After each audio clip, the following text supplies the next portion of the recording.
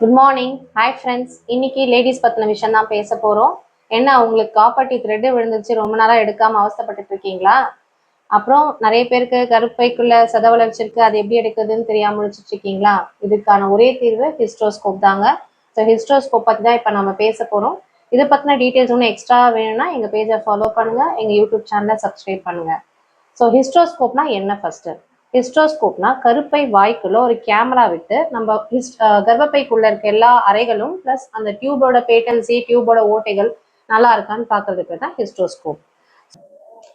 So ஹிஸ்ட்ரோஸ்கோப்போட uses first என்னென்னு பார்த்துக்கலாம். இது வந்து diagnostic purpose and therapeutic purpose ரெண்டு வகையாக பிரிக்கலாம். ஸோ டயக்னோசிஸ்னா நம்ம இன்ஃபர்டிலிட்டி, அதாவது கருத்தரிப்பதற்கான யூஸ் பண்ற அந்த ட்ரீட்மெண்ட்ல முதல்ல பண்றது ஹிஸ்ட்ரோஸ்கோப் தாங்க. எதுக்காகனா ஃபர்ஸ்ட் யூட்ரஸ் உள்ள இருக்க வால் நல்லா இருக்கா, யூட்ரஸ்ல வந்து அந்த கரு போய் எம்பேட் ஆகுறதுக்கு அந்த எண்டோமெட்ரியம் நல்லா இருக்கா, அதுல வேற ஏதாவது தொந்தரவு இருக்கா அப்படின்ற விஷயத்த தெரிஞ்சுக்கிறதுக்கு. அதுக்கப்புறம் அந்த ட்ரீட்மெண்ட் வைஸும் இது யூஸ்ஃபுல்லா இருக்கு. ஸோ டயக்னோசிஸ்ன்னு பாத்தீங்கன்னா அதுல நிறைய விஷயங்கள் நம்ம ஹிஸ்ட்ரோஸ்கோப் மூலமா டயக்னோசிஸ் பண்ணலாம். ஒண்ணு வந்து எண்டோமெட்ரியல் பாலிப்னு சொன்னா அந்த சத வளர்ச்சி, அதை பார்க்கறதுக்கும் யூஸ் ஆகுது, அதை எடுக்கிறதுக்கும் யூஸ் ஆகுது. அடுத்து எண்டோமெட்ரியில செப்டம்னு சொல்ற ஒரு விஷயம். ஸோ செப்டம்னா என்ன, ஒரு திரை மாதிரி இருக்கும். ஸோ அந்த விஷயங்களையும் நம்ம ஹிஸ்ட்ரோஸ்கோப் மூலமா பார்க்கவும் செய்யலாம், அதுக்கு ட்ரீட்மெண்ட்டும் செய்ய சொல்லலாம்.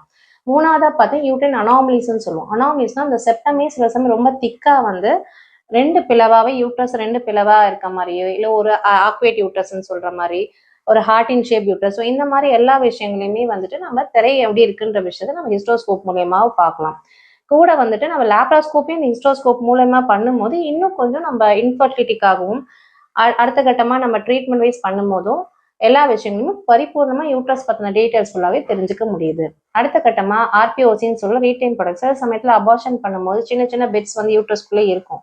ஸோ அந்த மாதிரி விஷயங்களை நம்ம கண்காணிச்சுட்டு எடுக்கிறதுக்கும் யூஸ் ஆகுது. அப்புறம் ஃபாரின் பாடின்னு பார்த்தீங்கன்னா நம்ம காப்பர்ட்டி, யூஸ்வலா எல்லாருக்கும் அந்த காப்பர்ட்டி த்ரெட் வெளியில வந்துடும். அது எவ்வளோ முறைகளை வச்சு போராடுவாங்க, அது எடுக்க முடியாது. ஸோ இந்த ஹிஸ்ட்ரோஸ்கோப் மூலமா அந்த காப்பர்ட்டியை ஈஸியாவே நம்ம ரொம்ப டே கேர் ப்ரொசீஜர் மாதிரி எடுத்துட்டு போயிட்டே இருக்கலாம். அப்புறம் சர்வைக்கல் ஸ்டெனோசிஸ், அந்த கர்ப்பவாய் சில பேருக்கு என்னன்னா ரொம்ப அடப்பா இருக்க மாதிரி ரொம்ப சிறுசா இருக்கும். ஸோ அது டைலட்டேஷன் ப்ராசஸ் பண்ணும் போது தான் நம்ம இன்ஃபர்டிலிட்டி மெயினா இருக்கும் போது அந்த விஷயங்கள் வந்து கண்டிப்பா நம்ம டைலேட் பண்ணி விடணும். ஸோ இந்த ஹிஸ்ட்ரோஸ்கோப் சர்வைக்கல் டைலட்டேஷன் அப்படின்னு சொல்ற விஷயத்துக்கும் யூஸ் ஆகுதுங்க. அடுத்த கட்டமா பயாப்சி. நிறைய வயசானவங்களுக்கு டியூபி, டிஸ்ஃபங்க்ஷன் யூட்ரைன் ப்ளீடிங், அப்புறம் அப்நார்மல் யூட்ரைன் ப்ளீடிங், இந்த மாதிரி விஷயங்கள்ல வருவாங்க. ஸோ அது பார்த்தீங்கன்னா உள்ள வந்து சத வளர்ச்சி நிறைய இருக்கும். ஸோ இந்த ஹிஸ்ட்ரோஸ்கோப் மூலயமா அந்த சத வளர்ச்சியை நம்ம டெஸ்ட்டுக்கு அனுப்புறது பயாப்சிக்கு யூஸ்ஃபுல்லா இருக்குதுங்க. ஸோ இந்த மாதிரி விஷயங்கள் வந்து ரொம்ப ரொம்ப ஹிஸ்ட்ரோஸ்கோப்பியானது ரொம்ப ஹெல்ப்ஃபுல்லா இருக்கு. ஹிஸ்ட்ரோஸ்கோப்பி ஒரு டே கேர் ப்ரொசீஜர் தாங்க என்ன கேட்டா. ஸோ அதுக்கு வந்து மினிமல் செடேஷன், அப்புறம் ஷார்ட் ஜிஏ, இந்த மாதிரி விஷயங்கள்ல ஹிஸ்ட்ரோஸ்கோப்பி பண்ணிக்கலாம். இன்கேஸ் தெரப்பியூட்டிக்கா போறோம், அதை ஏதாவது ஒரு ப்ரொசீஜர் பண்ண போறோம் அப்படின்னா மட்டும்தான் அது 1 or 2 days ஸ்டே இருக்க மாதிரி இருக்கும். ஸோ இது ரொம்ப கம்ஃபர்டபுளான ப்ரொசீஜர். லேடிஸ்க்கான கர்ப்பப்பை பிரச்சனைகள் எல்லாத்தையுமே என்ன இருக்குன்னு கண்டுபிடிச்சிக்கலாம், அதுக்கான ட்ரீட்மெண்ட்டையும் சரி பண்ணிக்கலாம்.